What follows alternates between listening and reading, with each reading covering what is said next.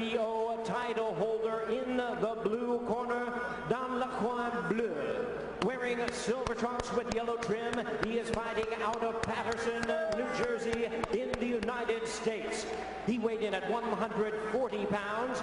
His record stands at 25 wins, 2 losses, with 13 wins coming by way of knockout. Tonight, he is making the second defense of his title. Here is the WBO Junior Welterweight Champion of the World, introducing Kendall Rated R. Holt.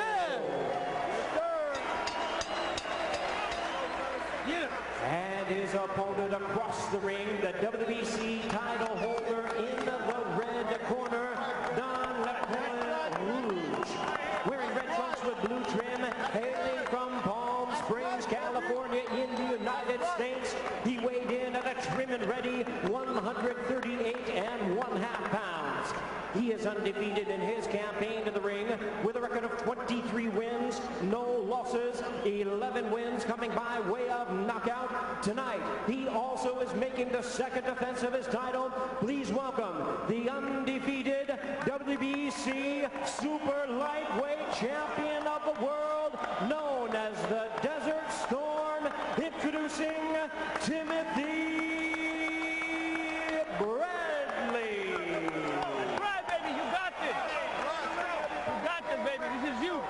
Once again, a referee in charge, Michael Griffin, now to give instructions. All right, gentlemen, you both received my instructions in the dressing room. You ready to see his heart? Let me know if you're ready. Let's go. You ready to see this heart? Any questions from Kendall's corner? There you go, baby. Any questions? That's what it is, baby. It's a fight. Remember, you gotta listen to my instructions. That's what we do. You gotta protect yourselves at all times. Remember to protect yourself. Obey my commands. You're gonna get hurt. This is good. This is good. I want you to touch gloves now, gentlemen. We're boxing at the bell. God bless both of you. Touch gloves, fellas. Touch gloves. Okay, we've got an East Coast, West Coast brawl. Kendall Holt, boy, death row. Yeah. Match up in the early 90s. Kendall Holt trying to, I think, do some mind games with Bradley, and Bradley responding in kind. And before the first bell, let's give you the results of our poll question. What will be the key factor in tonight's main event? Most of the fans picking the positives of Bradley's speed or Holt's power, and that speed was the main issue for them. So here we go. Round number 1, the unified WBC WBO 140-pound championship. Timothy Bradley in the Montreal Canadian red, white, and blue trunks. From Palm Springs, California, Holt from Paterson, New Jersey in the silver and gold. You know, I want to go back to that moment when Holt tried to get under Bradley's skin. For the most part during this lead up to this fight, it's been fairly cordial. Holt even told us, I'm a fan of Tim Bradley's. How could you not like him? I think he wanted Bradley to rush him. He wants Bradley to be as aggressive as possible because Holt thinks he can land a counter left hook and hurt him. We'll see if that happens. Holt with that classic East Coast trash talk, trying to get Timothy Bradley to lose his composure, make him unable to control his emotions. So far, it has not worked. Timothy Bradley, another heat in the kitchen fighter. He's going to come at you from the opening bell. He's not a big puncher, only 11 KOs, 25 years old, but he will work all 12 rounds. Bradley going to the body early. We showed you the right hand from outside to the body in our keys to victory, and he repeated that sequence right there. So that's clearly what he wants to try and do. And the jab, I mentioned it in the keys. Look at Holt. He's trying very hard to establish that jab. Holt stepping off. He'll counter punch, turn. He's got sneaky power in his right hand, and a very good, as you mentioned, Al, left hook. His jab, very effective when he uses it. Yeah, even he acknowledges that he probably doesn't use it as much as he should, but he's accurate with it when he does throw it. He can really snap the jab. Tight, high defense for Holt. Here's a young man that... Oh, a left hook! No! He stretched him in the first round with the left hand, and Bradley, he'll take a knee and try to collect himself. We told you Holt had sneaky power. Nothing sneaky about that. Bradley's in in trouble. 44 seconds to go. What presence of mind by Tim Bradley, though, to go back, take a knee, and make sure he composed himself. Wow, did that left hook land? And Bradley is tentative now. Holt working his way in. Step back. That's okay. That's good. Step back. He's the bigger, harder puncher. Another left hook. Bradley has to tie him up. He has wobbly legs in the center of the ring. Bradley's big mistake is he is trading left hooks with Kendall Holt. That is a mistake for him. 10 seconds remaining in the first round. Electricity here in Montreal. And Bradley may get out of the round, and he does. Wow. R-rated.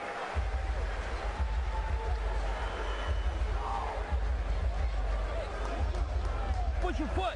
Okay. Too close. Come on, relax. Talk to me. How you feel, baby? Okay. I want you to be a little bit more careful. Okay?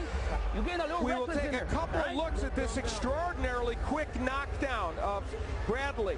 Good right hand by Bradley, but he throws a left hook, tries to throw a left hook, squares himself up against Kendall Holt, gets nailed with almost Holt's perfect left hook. Here comes the hook. What's staggering to me is that Bradley was able to get up so quick and compose himself. Brandon Jacobs, the friend of Kendall Holt, let's listen to his reaction.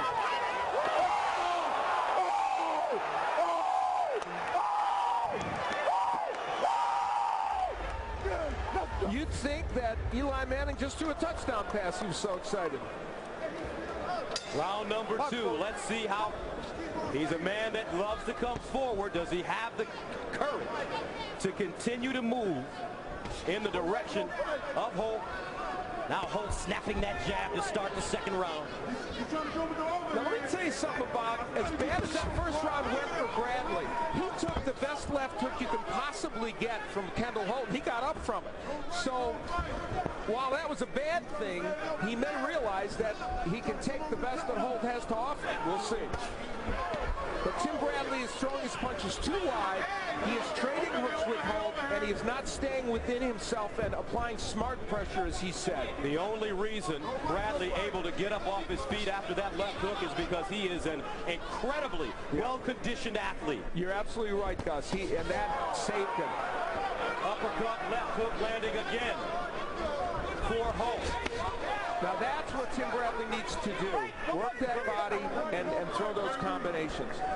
But Holt's strategy thus far, classic counterpuncher, stepping off the line, throwing multiple shots. That last wild left hook of Tim Bradley is exactly his issue early in this fight.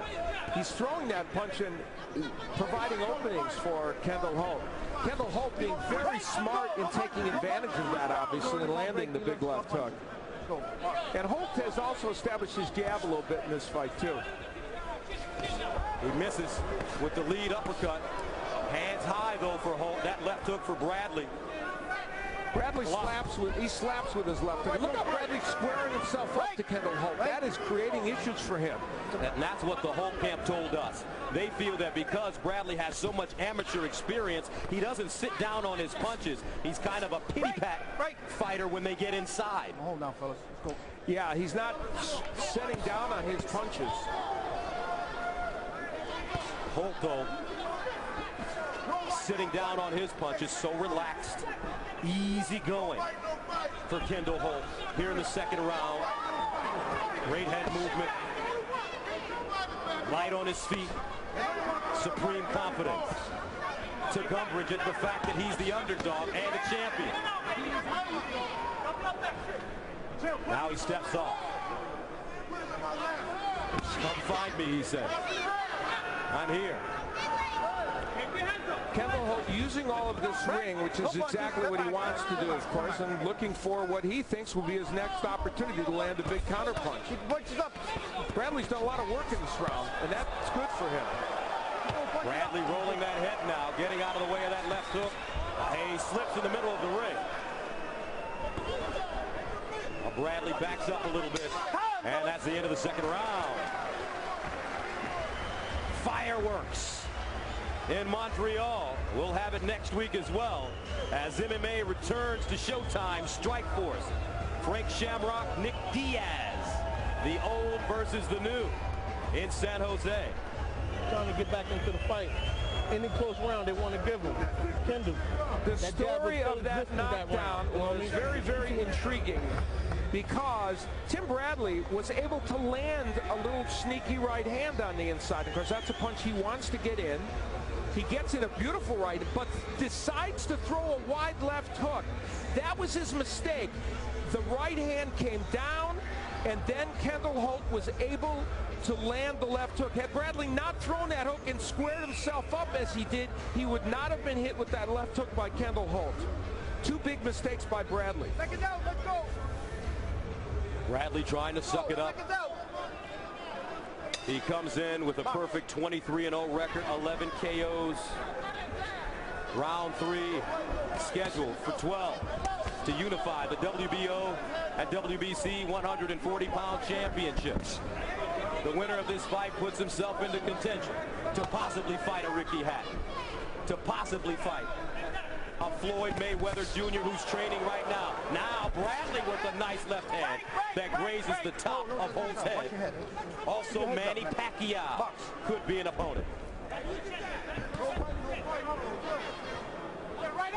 Holt going back to his jab.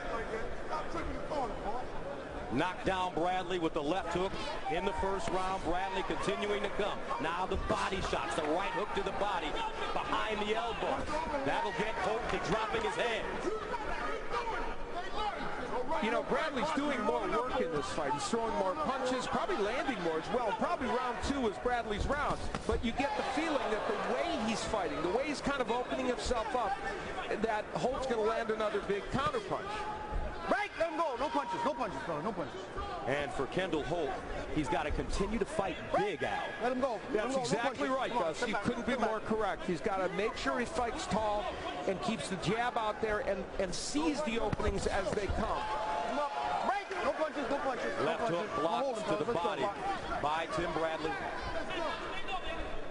Bradley composed, takes the right hand, slips the left hook. Finding his rhythm now as he continues to come forward. He told us he wants to take Holt into the deep waters.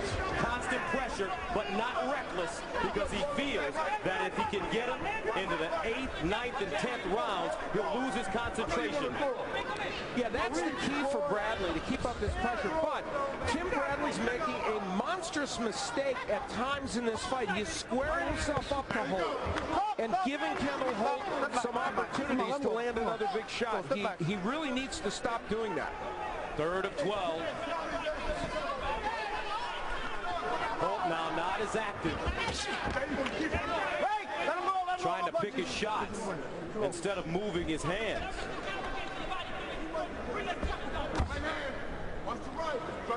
Bradley's had himself a good 3rd round here, as he did a good 2nd round. He's punching more, he's landing good body shots like that right hand. You see Holt's hands now starting to come down a bit, especially that left hand. He'll be susceptible to a big right hand can opener if he's not careful as this fight continues. Bradley loves to throw that can opener right hand. End of the 3rd round.